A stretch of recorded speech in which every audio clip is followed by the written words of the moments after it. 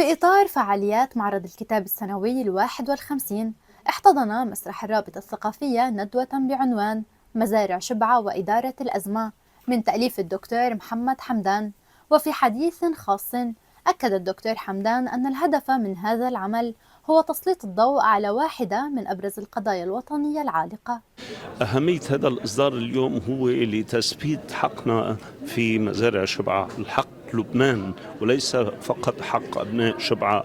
وفي هذا الوقت الذي تبحث فيه وتعاد فيه رسم الخرائط على طاولة الكبار، والأطماع الإسرائيلية والأمريكية تريد تغيير طبيعة الشرق الأوسط، من المهم أن نعلي الصوت ونضع نحن خرائطنا ونضع وثائقنا أمام الجميع. الندوة التي نظمها اتحاد الشباب الوطني بالتعاون مع الرابطة الثقافية استقطبت حضورا لافتا من المثقفين والمهتمين بالشأن الوطني، حيث ناقش المتحدثون أهمية هذا الإصدار في توثيق القضية. هذا نشاط من الأنشطة العديدة اللي عملناها للتضامن مع موضوع الشبعة ومزارع شبعة.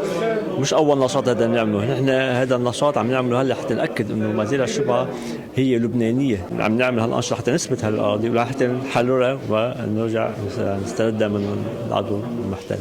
وقد اختتمت الندوة بتوقيع الكتاب وسط تفاعل كبير من الحضور الذين شددوا على أهمية تسليط الضوء على قضايا الوطن.